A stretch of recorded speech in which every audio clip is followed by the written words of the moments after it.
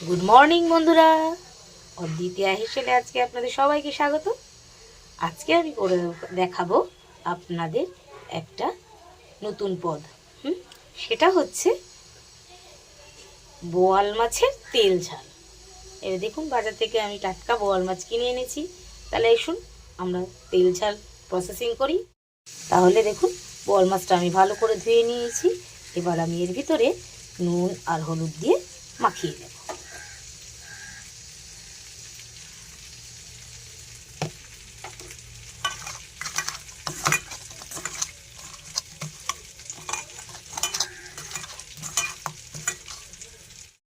তেল কড়াইটা গরম হয়ে গেছে, আমি তেল দিয়ে দিয়েছি। হ্যাঁ, তেলটা একটু গরম হোক, তারপর আমি মাছগুলো ছেড়ে দেবো। তেলটা গরম হয়ে গেছে, এবার আমি একে একে মাছগুলো ছেড়ে দেবো। বোয়াল মাছ কিন্তু ফাটে, সেই কারণে সিমটা আস্তে করে দেবেন।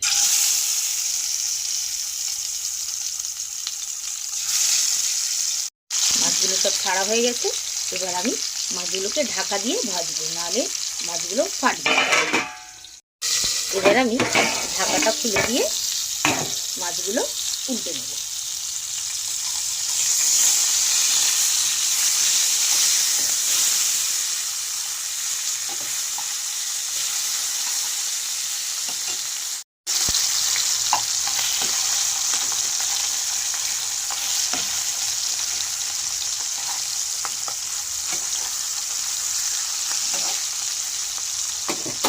পরের পিঠটাও আমি ঢাকা দিয়েই নেব। তাহলে দিয়ে দেখুন, ভাজা প্রায় আমার হয়ে গেছে। এবার আমি এগুলোকে একে একে তুলে নেব।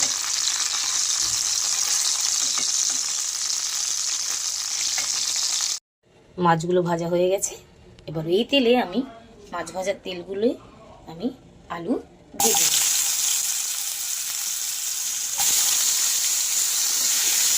লাল লাল করে আলুগুলো ভাজবো। আলু ভাজা আমার হয়ে গেছে, এবার আমি আলুগুলোকে তুলে নেব।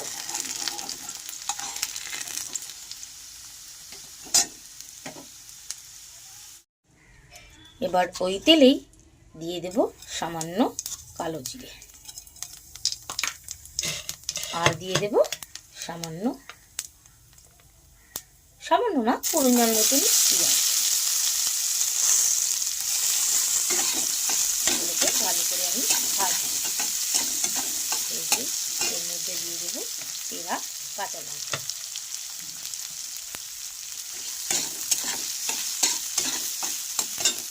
পেঁয়াজগুলো লাল লাল করে ভাজা হয়ে গেছে, এবার আমি এর মধ্যে দিয়ে দেবো কাঁচা টমেটো আর আদা রসুন বাটা।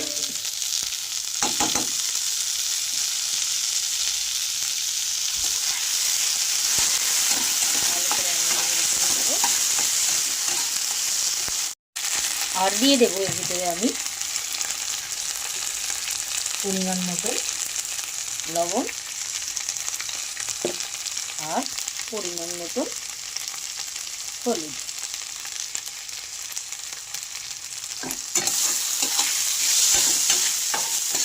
ভালো করে নেড়ে চেড়ে আমি এর ভিতরে দিয়ে দেবো সামান্য একটু জল।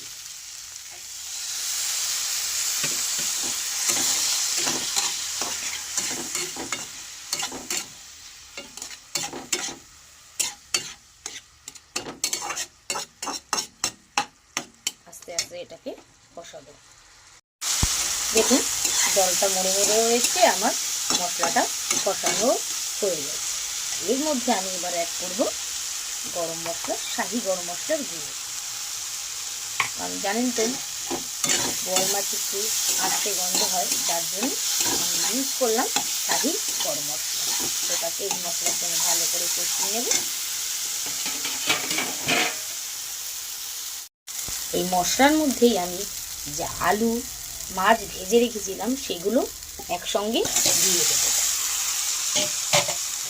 সেই মশলার সঙ্গেই হালকা করে আমি মশলাটা মাছ আর আলুর সঙ্গে মিশিয়ে নেব, আস্তে আস্তে, যাতে মাছগুলো না ভেঙে যায়।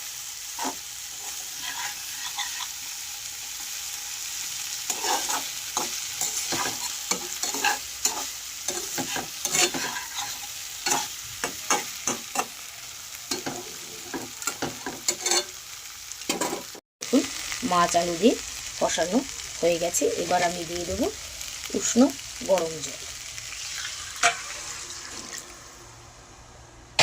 বেশি আমি ঝোল দেবো না, যাতে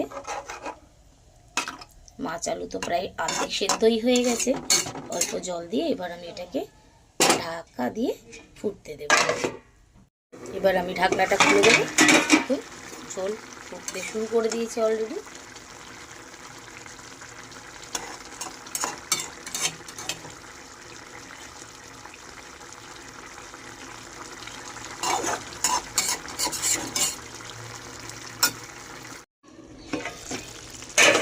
মাছের ঝোল প্রায় আমার শেষ। দেখুন বন্ধুরা,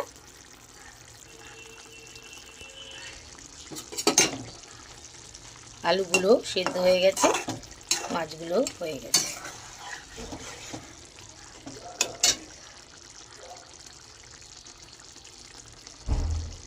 এবার আমি এর ভিতর দিয়ে দেব ধনেপাতা কুচি।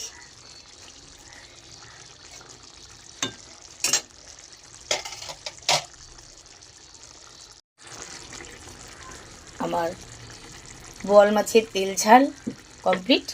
এবার আমি এর ভিতরে দেব সামান্য কাঁচা তেল।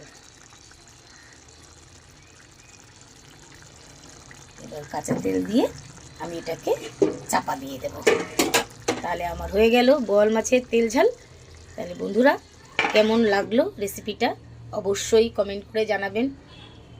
সাবস্ক্রাইব করতে ভুলবেন না। সবাইকে বলছি যে শেয়ার, সাবস্ক্রাইব এবং কমেন্ট করবে, আমাকে একটু জানিয়ে দেবেন। হ্যাঁ, তাহলে আজকের মতন টাটা বন্ধুরা, সায়োনারা।